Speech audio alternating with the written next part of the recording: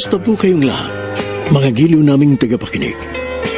Inaanyayahan ko po kayong pakinggan ang pagsasadula ng mga liham kasaysayan ng pag-ibig na padala ng ating mga taga-subaybay at bibigyan buhay ng inyong mga paboritong bituin sa radyo. Mga kasaysayang nagtatampo ng mga pusong sugatan, mga pusong sawi, at mga pusong punong-puno ng pagmamahal. Lahat pong yan sa loob ng kalahating oras dito sa ating tulang. Mr.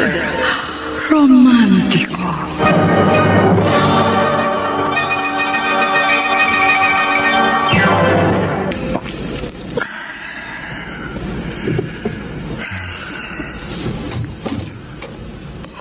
Tito Bert? Mano po? Kawan ka ng Diyos, Melba. Akala ko mamaya pang uwi mo. Maaga po naming natapos ng classmate ko yung project namin. May inom po kayo? Kailangan eh. Oh, ang alam ko po. Hindi naman kayo may inom mo. Oo. Kahit sa mga okasyon, hindi ako umiinom. Nung minsan kasing tumikim ako ng alak, inilabas ko lahat ng kinain ko. Bakit? Bakit ako umiinom ngayon? Hindi ko kasi maintindihan eh. Ang buong akala ko sa mga drama sa radyo, telebisyon at pelikula lang nangyayaring Ang ano po? ang isang lalaki na may asawa na pero natuto pa rin magmahal sa iba. Tito Bert? Sabi ko pa nga sa sarili ko, kung may lalaking ganon sa tunay na buhay, gago siya. Gunggong. Kasi may pananagutan na siya, magmamahal pa ng iba. Makikipagrelasyon pa sa ibang babae na alam niyang malamang makasira sa pagsasama nila ng kanyang asawa. Gagong lalaking ganon, Melba. Gago, hindi pa. Gunggong! Masakit. Tito Bert, bakit po kayo napaluwa? Mapait. Kung hindi ko ilalabas ang nasa loob ko, parang puputok ang dibdib ko, Melba. Bawat isa. Parang sasabog ang ulo ko. May kilala po kayong lalaki na may asawa na pero nagmahal pa sa iba? Mayroon. Ako. Kayo? Oo. Tao akong may asawa na, pamilyado na may pananagutan na pero nagmahal pa po kayo sa iba? oo. Kaya masamang loob ko. Nagngingit-ngit ako sa sarili ko, sa damdamin ko. Hindi ko alam, hindi ko maintindihan. Nakaramdam na lang ako ng paghanga sa kanya. Paghanga na nauwi sa pagtatangi. Kahit hindi ko gustuin, hindi siya mawala sa isip ko. Sa puso ko. Madalas pa siyang laman ng panaginip ko. Walang araw na hindi ko siya naaalala. Walang sandali na hindi ko siya gustong makita. Kaya may mga araw na hindi ako makakain. May mga araw na hindi ako makatulog. Mahirap, Melba. Napakahirap na gaya kung may asawa na pero natuto pang umibig sa iba. Alam po ni Tita Celia? Hindi. Walang alam ang tiyahin mo sa malaking problemang gumugulo sa isip ko. Sa puso ko. Ayokong malaman niya. Ayokong bigyan ng problema ang aking asawa. Kaya sinikap ko kalabanin ang nararamdaman ko sa ibang babaeng natutuhan kong mahalin. Kaya may araw na iniiwasan ko siya. Pero habang sinisikil ko naman ang damdamin ko, habang nagpipilit akong kalimutan siya, lalo naman siyang nagsusumiksik sa isip at damdamin ko. Lalo siyang napapamahal sa akin.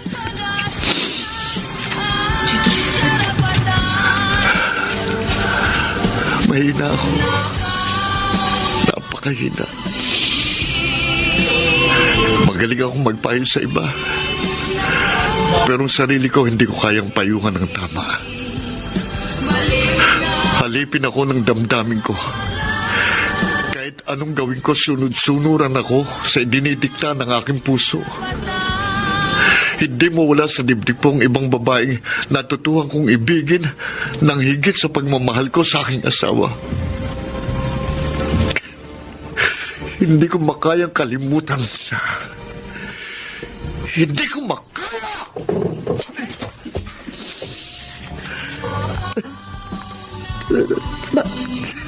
Bakit niyo po sinasabi sa akin ang lahat ng yan? Kilala ko po ba ang babaeng natutuhan niyong mahalin at gumugulo sa inyong isip?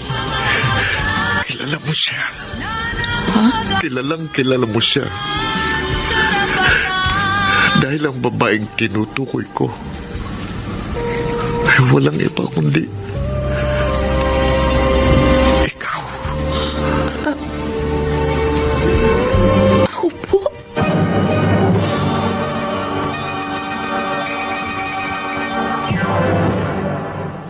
Mr. Romantic. I'm sorry. Sorry, Melba. Patawad. Wala po kayong dapat ihingi ng tawad. Kasalanan ko na umibig ako sa'yo. Naiintindihan ko po kayo. Hindi mo ko maiintindihan. Tito, Dahil maging ako hindi ko maintindihan ang sarili ko. Kung bakit tuwing mapapatitig ako sa'yo, tuwing magtatama ang ating mga mata, para akong nababato-balani sa'yo. Tuwing maririnig kong kausap ang boyfriend mong nasa probinsya, nakakaramdam ako ng pagsaselos. Lalo pa nung minsan lumuwas siya rito at dalawin ka rito sa bahay. Habang masaya kayong nag-uusap, habang magkahawak kamay kayong nakatitig sa isa't isa. Alam mo bang parang dinudurog ang puso ko? Damang-dama kong kirot ang hapdi na may ibang mahalang babaeng pinakamamahal ko. Tito, huwag po kayong umiyak. Naguguluhan ako. Parang hindi ko nakilala ang sarili ko. Nasa hustong gulang na ako, may pinag-aralan, may matinong pag-iisip. Pero anong klase kong tao? Anong klase kong lalaki? May asawa na ako, iibig pa ako sa iba. At ang iibigin ko, sariling pamangkin ng aking asawa. Kundi ba naman nasisira na yata ang aking ulo? Tito, huwag niyo sabihin yan. Hindi ako normal. Abnormal ako. Kundi ba naman bakit habang kasama kong aking asawa, ikaw ang nasa isip ko? Bakit habang magkatabi kami sa kama, ikaw ang aking pinapandas? Bakit ganon? Bakit ganon? Bakit? Totoo, naiintindihan ko kayo. Dahil yung nangyayari sa inyo, yung dinaranas yung paghihirap na loob, nararamdaman ko rin po. Masakit ang umibig. Opo, Tito. Mapait. Maagang nawala ang itay ko. Dahil sa isang aksidente. Bawat isa'y Kaya bata pa po ako. pananag. Uhaw na ako sa pagmamahal ng isang ama. Kaya nung unang araw ng pagtira ko dito sa inyo ni Tita Celia, Pangambay. Buong akala ko, taglay. malapit ako sa inyo dahil gusto kong matikman ang pagmamahal ng anak sa kanyang ama. At pagmamahal ng ama sa kanyang anak. Pero, habang nagtatagal, unti-unti kong naramdaman na hindi pagtingin sa isang ama ang nadarama ko para sa inyo. Napamahal po kayo sa akin, Tito. Pagmamahal na higit sa naging pagtingin ko sa boyfriend ko, si Noel. Kaya nang nangyayari sa inyo. Naguguluhan din po ako. Hindi ko rin maintindihan ang sarili ko kung bakit gusto ko kayo lagi makita. Kung bakit kapag nagtatama ang ating mga mata, parang ayoko nang alisin sa inyo ang aking mga paningin. Kung bakit masayang masaya ako kapag tayo'y magkasama. At nakakatama ako ng pagsiselos kapag naglalambingan kayo ni Tita Celia. Melba, huwag kang umiyak. Tito, hindi po ako magkakaila sa inyo. Aaminin ko po, maligaya ako na nalaman kong mahal niyo ako. Maligaya rin ako. Na nalaman kong may pagtingin ka rin sa akin. Tito. Melba, hayaan mong hawakan kong kamay mo. Hindi mo lang alam kung gaano ako kaligaya na madama kong init ng iyong makapalat. Ang init ng iyong katawan. Ang init ng iyong mga labi. Tito.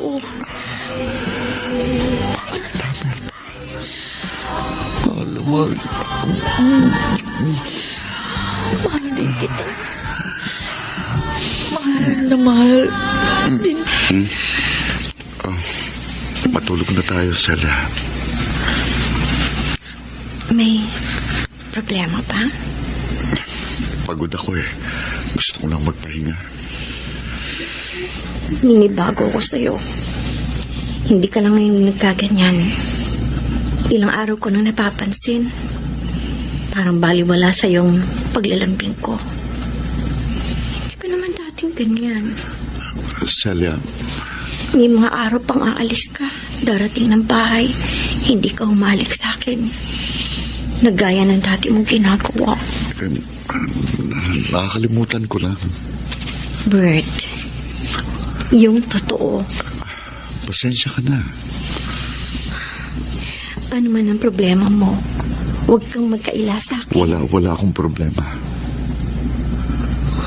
Sana nga. Paniwala ka.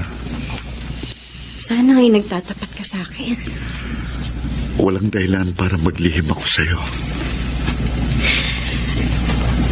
Dahil kung hindi ka magtatapat, paano kita matutulungang lutusin ano man ang problema mo?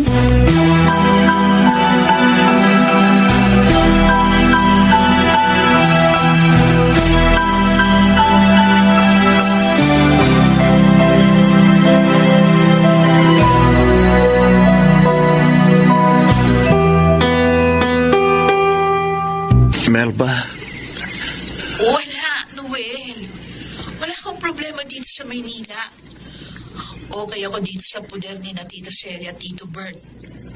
Kung sa bagay, mabait ang tita at tito mo. Oo. Hindi na nga ako gumagastos dito sa kanila. Tinutulungan pa nila ako kapag kinakapos ako ng buwan ng allowance na pinapadala sa akin ni Inay. Hindi ka naman nagkakasakit dyan. Hindi. Buti naman. Naninibago kasi ako sa iyo eh. Ano? Wala naman pagbabago sa akin, ha? Dati kapag busy ako sa mga trabaho ko rito sa bukid, ikaw ang nakakaalalang tumawag sa akin. Pero nitong mga nakaraang araw, hindi tayo magkakausap kung hindi kita tatawagan. Busy lang ako sa pag-aaral. At dati, kahit corny ang jokes ko, binibili mo. Hindi lang ako natawa sa biro mo kanina kasi may iba lang na nasa isip ko. Sana, Melba, huwag kang magbago. Wala namang dahilan para magbago ako. Sana walang magbago sa plano natin. Na kapag nakatapos ka ng pag-aaral, makakasal na tayo. Saka na lang natin pag-usapan yun, Noel. Mahal kita. Sige na. May tinatapos kasi kong assignment. Okay. Sige, bye. Bye. Dati, hindi natatapos ang pag-uusap natin na hindi mo sinasabing mahal mo rin ako, Melba. Sana hindi totoong pinangangambahan ko na may iba ka na.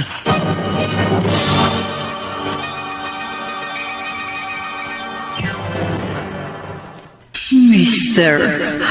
Romantiko. Masakit ang umibig. Bert. Oh, gising pa ako dahil talagang hinihintay kita. Yan ma. Saan ka galing? Alam mong ang gaya kong real estate agent kung saan-saan nakakarating. Sinong kasama mo? At kung sino-sino nakakasama ko. Bakit hindi mo sagutin ang diretsahan ng tanong ko? Celia, Tapatan tayo, Bert. Walang lihiman. wala naman ako inililihim sa'yo ha. Yan ang sabi mo. Pero ibang nararamdaman ko, ang kutob ko. Pwede ba pagod ako? Lagi naman ganyan ang alibay mo eh. 10 oras na ng gabi. Ano, para makaiwas ka? Wala akong iniiwasan. Gusto ko lang magpahinga na at maaga akong lalakad bukas. Bakit hindi mo pa aminin sa akin ang totoong dahilan kaya nanlalami ka na sa akin? Wala akong aaminin sa'yo. May babae ka! Hindi totoo yan. Ano hindi? Bitiwan mo braso ko. Sinungguni ko sa mga kaibigan kong nangyayari sa pagsasama natin. At iisa ang konklusyon nila. Iisa ang dahilan ng panlalamig mo sa akin. May kinahumalingan kang ibang babae. Bakit ka magpapaniwala sa ibang tao? Ako ang sarili mong asawang paniwalaan mo. Hindi totoong suspecha mo sa akin. Narinig mo? Hindi totoo. Kaya wag mo kong pagbintangan ng hindi ko ginagawa at mag-aaway lang tayo.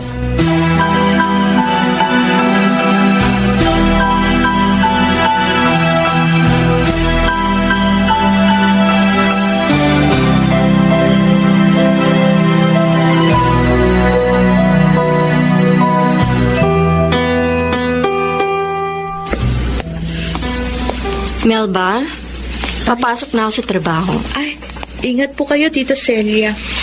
Bago ako lumakad, kumusta nga pala pag-aaral mo? Okay naman po. Pagsikapan mo makatapos, ha? Opo. Para makatulong ka sa inay mo. Opo, Tita. Ikaw lang ang pag-asa ng ate ko na mag-aahon sa kanya sa hirap. Alam ko po yun. At huwag mong bibiguin ang pangarap niyang makapagtapos ka. Opo. Sabihin mo na lang ha kung may problema ka at handa akong tulungan ka. Wala po akong problema, Tita. Sisiguruhin ko pong makakatapos ako ng pag-aaral. Salamat naman. May gusto pa sana akong siguruhin mo, Melba. May ipakikiusap ako sa'yo. Ano po yun? Sabihin niyo po. Basta makakayanan ko. Hindi po kayo mapapahiya sa akin. Hindi ako magkakaila sa'yo. May suspecha akong gumagawa ng milagro ang tito mo. Kung may oras ka, baka naman pwedeng manmanan mo siya. Sige po, Tita. At kapag natuklasan mong may kinalolokohan siyang ibang babae, isumbong mo kaagad sa akin. Opo. Hindi ako papayag na lokohin ako ng asawa ko, Melba. Hindi. Mangyari nang mangyayari.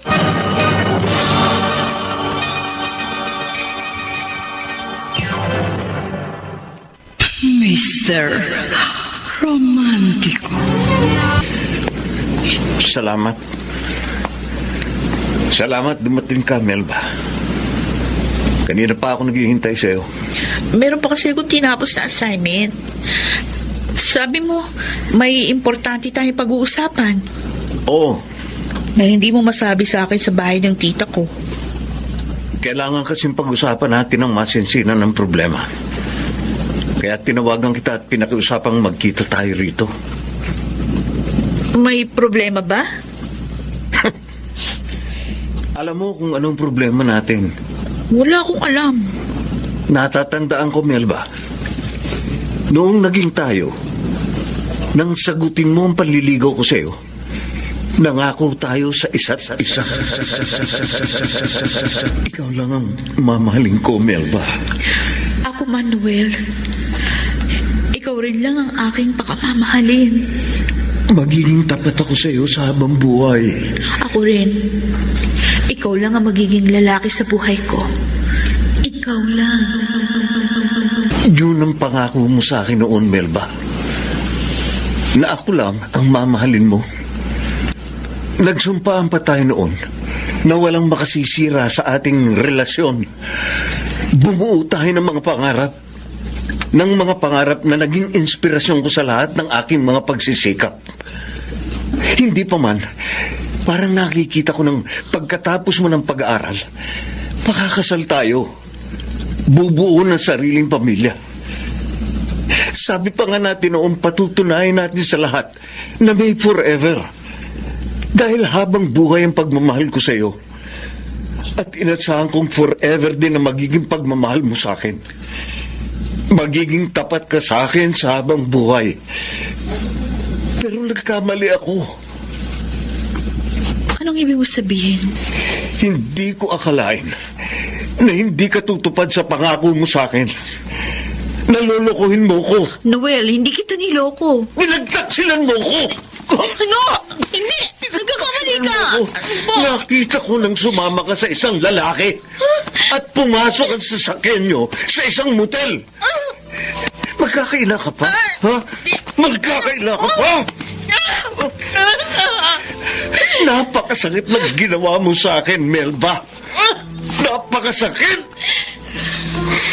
Iginalang kita. Iningatan ko ang pagkababae mo. Pinakaingatan ko ang dangal mo.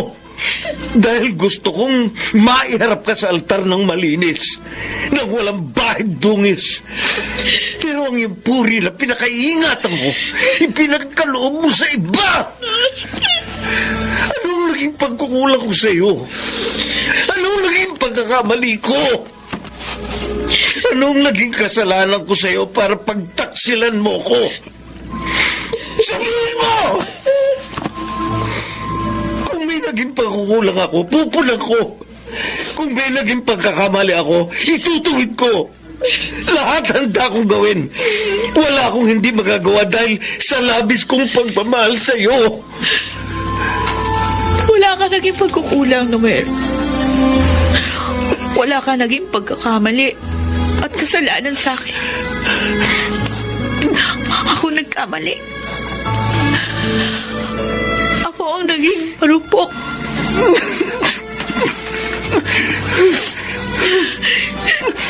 Sorry. I'm sorry, Noel.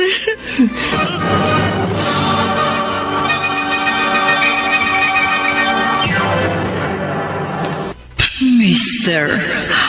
Romantic. Ako kay Noel. Mahal mo pa rin siya, Melba? Minahal ko siya noon. Hanggang ngayon? Natakpan na ng pagmamahal ko sa iyo ang dating pagtingin ko sa kanya. Yan lang ang gusto kong marinig, Melba. Nagkasala ako kay Noel. Maintindihan ka rin niya.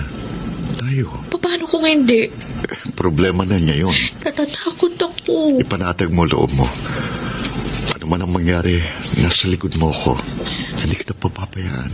Baka ipagkalat ni Noel sa probinsya namin ang ginawa ko sa kanya. Hindi niya gagawin yun kung totoong minahal ka niya. Kapag nagkaganon, wala na ako mukhang ihaharap sa mga taga-amin. Kapag naatim ni Noel na mapasama at mapahiya ka dahil sa kagagawa niya, hindi kanya totoong minahal. Hindi siya tunay na lalaki. Dahil ang tunay na lalaki, marunong tumanggap ng kabiguan, ng katotohanan, na hindi na siyang laman ng puso mo. Hindi ko alam ang gagawin ko. Melba, walang mapapago sa atin. Ayoko mawala ka sa akin. Ayoko rin mawala ka sa akin, Bert. Kaya nga, doblehin natin ang pag-iingat. Kapag dumating si Celia at kasama natin dito sa bahay, iwasan natin mag-usap para wala siyang mahalata sa atin. Oo. Kabisado kong asawa ko. Mabait siya, pero masamang magalit.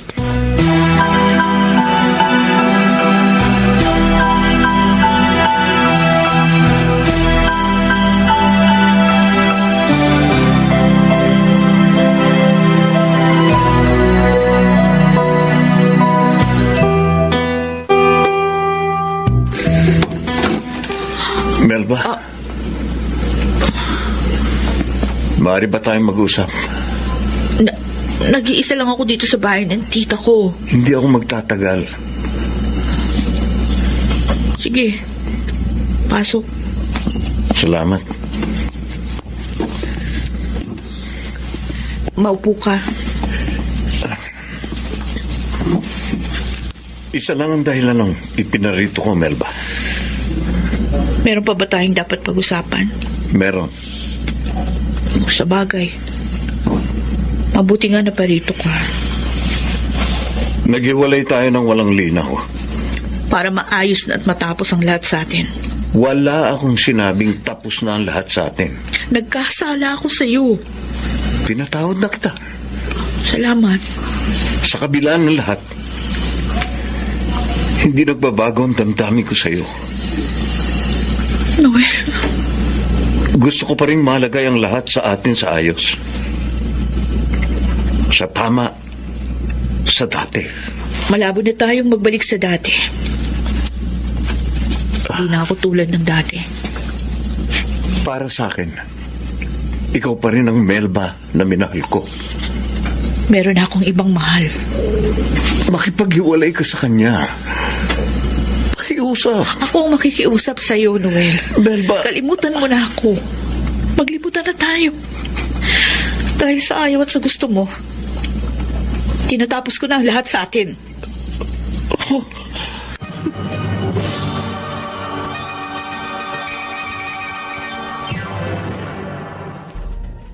Mr. Romantico.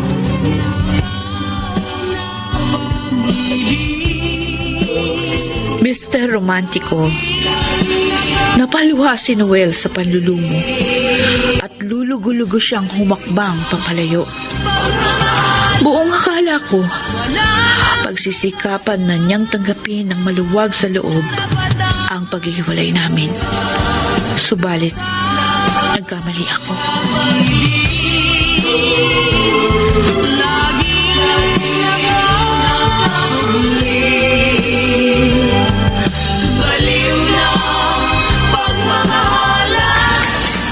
Mr. Bert Alejo. Kanina pa ako naghihintay sa'yo rito sa parking area. Noel? Pwede ba tayong mag-usap? Nagmamadali ako eh. May kausap akong naghihintay sa akin. Mas mahalaga pa ba ang pupuntahan mo kaysa sa relasyon namin ni Melba na sinira mo? Ano? Alam mo ng bistado ko na ang maling relasyon nyo ng girlfriend ko. Ang alam ko, wala na kayo ni Melba. Hindi ako pumayag na makipagkasirasa sa akin. Huwag mo akong pandilatan. Ibang klase ka rin, Mr. Alejo. May asawa kang tao. Pero sa ganda ng asawa mo, nagawa mo pa siyang lukuhin. Wala kang pakialam sa buhay naming mag-asawa. May pakialam ako sa buhay ng girlfriend ko na sinira mo. Bitiwan mong kwelo ko. Tigilan mo ang pagsasamantala kay Melba. Hindi ko siya pinagsasamantalahan. Hindi ko mo nakikitira siya sa inyo. Sasamantalin mo nang may utang na loob siya sa iyo. Sasamantalin mo ang kanyang katayuan, ang kawalan niya ng muwang sa buhay. Parehong gusto namin ni Melbang namamagitan sa amin. Napakabata pa ni Melba. Mahal ko siya. Pamangkin siya ng iyong asawa. Kung tutusin, kadugo mo na rin siya. Mahal niya ako. Huwag mong patuloy na sirain ang buhay niya! Tarantado ko! Kung ano man ang namamagitan sa amin ni Melba, problema na namin yun. At para sa kanya, tapos na sa inyong lahat. Kaya wala ka ng pakialam sa kanya. Hayop ka! Mapagsamantala! Ano mapagsamantala? Mapapatay kita! Aray, ako naman!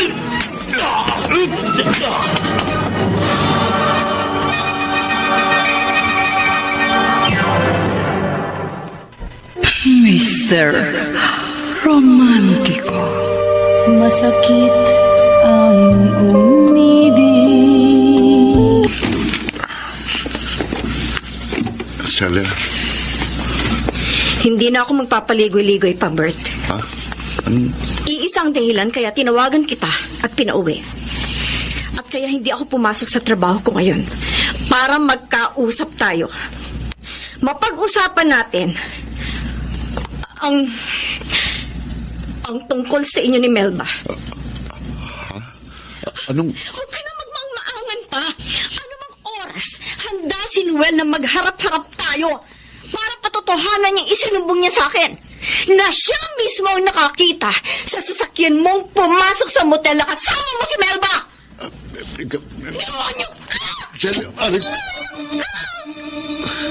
Ipinagmamalaki pa naman kita. Ang yabang ko pa naman sa aking mga kaibigan at kakilalang niloloko ng kanilang asawa. Ang sabi ko, maswerte ako. Hindi ako gaya nila. Dahil tapat sa akin ang asawa ko.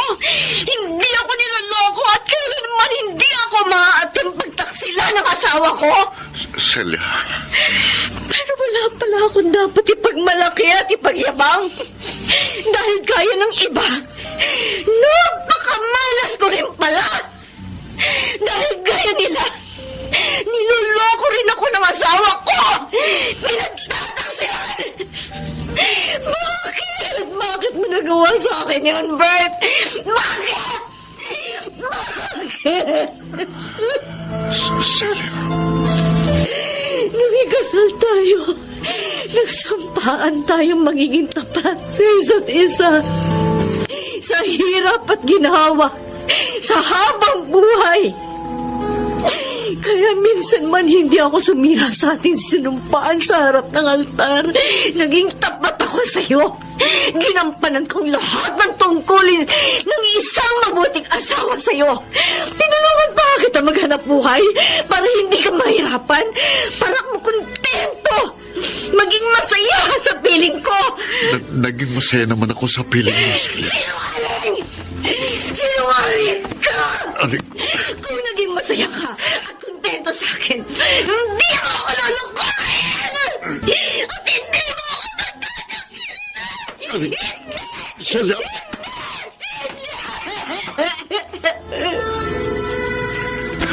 Ayun ka! Wala akong balak na lukuhin ka, pero...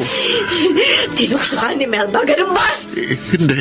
Inakit ka ng haliparot ng pamangkin ko? Hindi sa haliparot, hindi. Wala sa'yo pinagkaiba sa maruming babae! Walang kasalanan si Melba. Hindi mo ka pagtataksilan kung hindi ka niya biniktima! Biktima rin siya ng mga pangyayari. Ng pagbibiro ng tadhana. Nang mapatira si Melba sa atin, itinuring ko siyang parang sarili kong pamangkin. Pero unti-unti siyang napamahal sa akin. Pagmamahal na gumulo sa isip ko, sa puso ko, na hindi ko mapaglabanan. Lalo pat pareho kami ng nararamdaman sa isa't isa. Kaya kapwa kaming nadarang nakalimot. Celia, patawad. Patawarin mo sana kami ni Melba. Walang iyak. Mga hayop kayo! Mga hayop!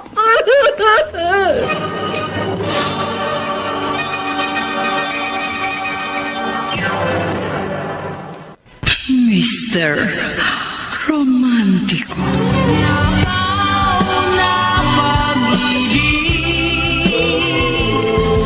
Mr. Romantico, Suko hanggang langit ang naging galit ni Tita Celia sa kanyang asawa. At lalo na sa akin. Wala nang pag-asa at karapatan. Tita Celia! Paano mo nagawa sa akin ang lahat, Melba? Kung ibang babaeng naging kalaguyo ng asawa ko, baka hindi ako magtaka. Dahil talagang may ibang babaeng likas na haliparot. Walang delikadesa, walang konsensya makasarili. Pumapatol sa may asawa at walang pakialam, masaktan na masasaktan. Lumuha ng luluha, maging maligaya lang sila. Pero hindi ka iba sa akin. Pamangkin kita. Tiyahin mo ko! Magkadugo tayo! Magkadugo! Bukod doon, ikaw pa ang pinakapaborito ko sa lahat ng pamangkin ko. Bata ka pa lang. Lagi nakalalamang kaysa sa iba. Ang mga iniregalo ko sa iyo. Kapag birthday mo, Pasko o kahit anong okasyon, nauuwi ako sa probinsya at magkikita tayo. Alam ko po, Tita Celia. Parang tunay na anak na nga ang turing ko sa'yo. Lalo pa nang maaga ka maulila sa ama. Kaya laking tuwa at pasasalamat ko nang lumuwas ka dito sa Maynila at sa akin makitira. Dahil lagi kitang makakasama. Ikaw na inaasahan kong magmamalasakit din sa akin. Gaya ng pagmamalasakit ko sa'yo.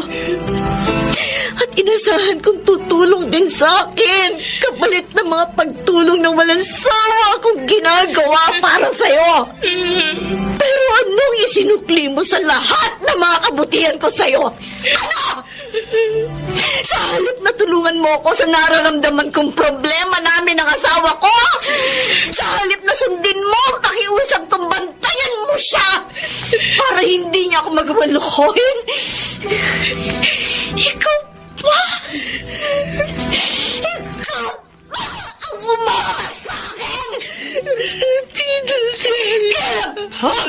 Kailan pa nagsimula ang relasyon niyo ng asawa ko? Hindi pa ba tatagal, Tita? Ano? Tinakot ka ni Bert? Hindi po. Pinwera sa kanya? Hindi po. Sinilaw ka niya sa pera? Hindi po, Tita. Bakit ka pumago sa asawa ko? Bakit? Bakit? Dahil mahal ko po siya.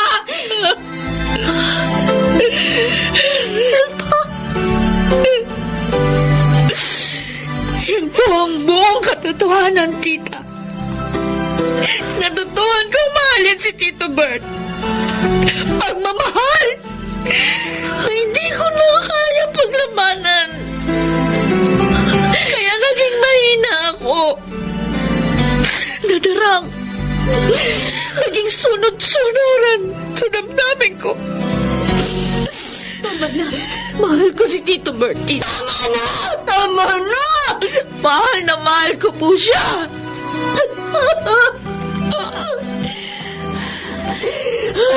I'm sorry, Tita. Patawad. Alam ko napakalaking pagkakamali. Napakalaking kasalanan ang nagawa ko sa inyo. Kaya handa ako tumanggap ng parusa nyo. Kung makababawas yun sa galit nyo sa akin, saktan nyo ako hanggang gusto nyo. Patayin nyo na ako!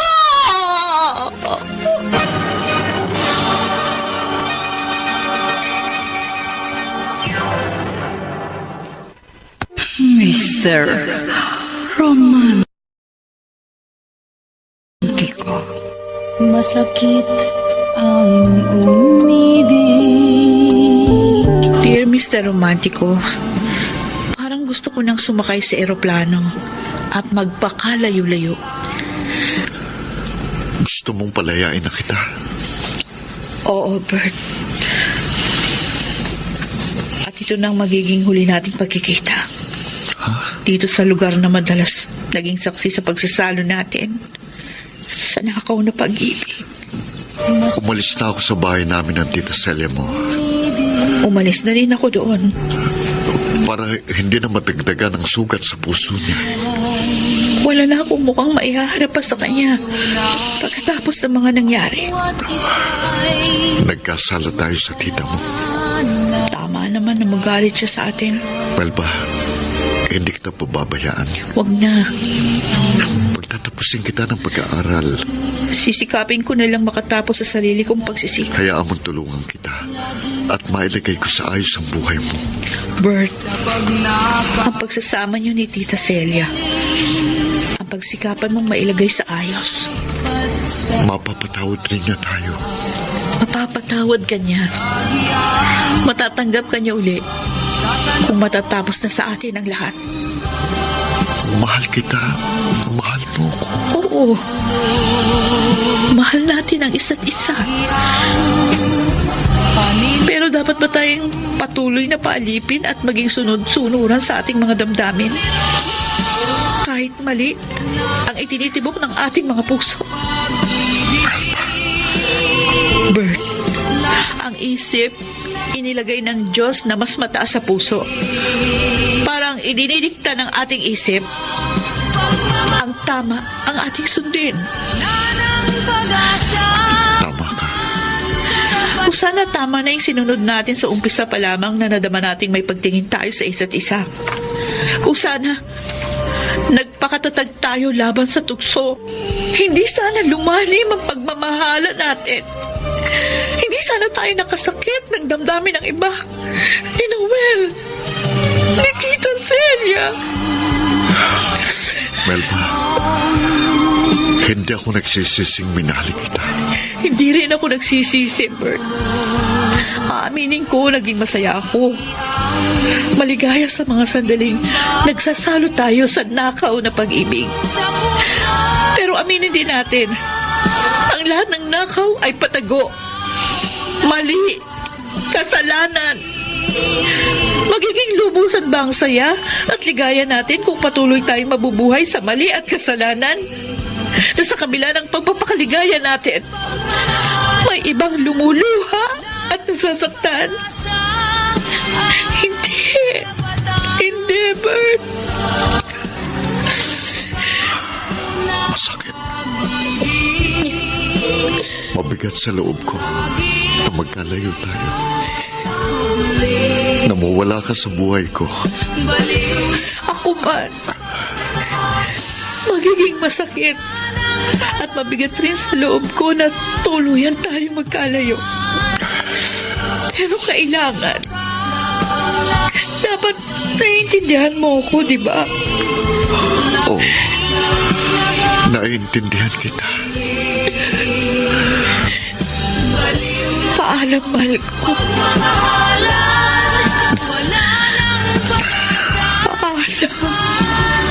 Paalam, Melba. Paalam. Mahal ko.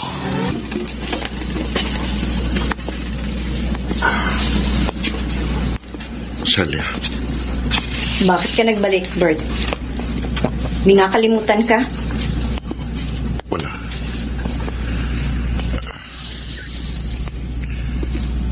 Nagbalik ako para tuparin ang sinumpaan ko sa harap ng altar. Namamahalin kita at magiging tapat ako sa iyo.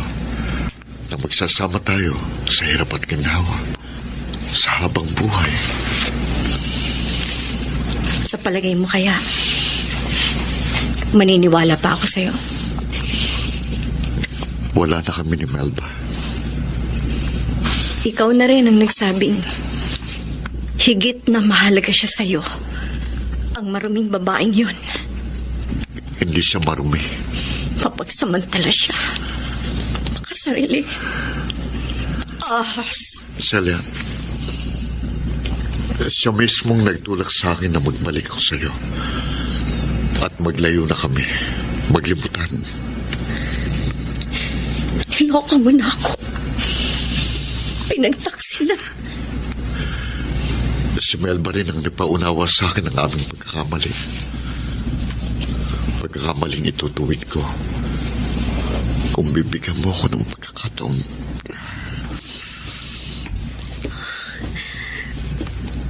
Huwag kang lumuhod sa harap ko.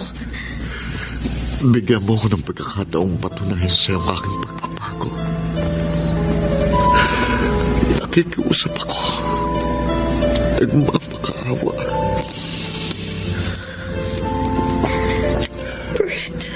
Nagkamali ako. Nagkasala. Kaya handa akong magtiis at maghintay. Hanggang dumating ang sandali na mapatawad mo ko. At muli ako magkaroon ng puwang sa iyong puso. Celia. Sabi ko sa'yo, Bert, hindi bato o tanso ang aking puso. May damdamin ako marunong masaktan. Pero kahit labis kong nasaktan, may bahagi pa rin sa aking puso na nagmamahal pa rin sa'yo sa kabila ng lahat.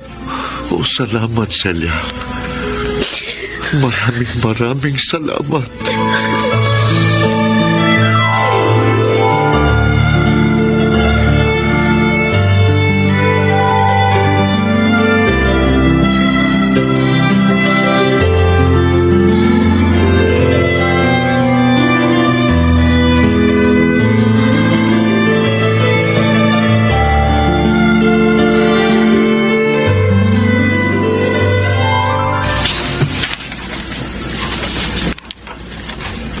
Noel, Oh.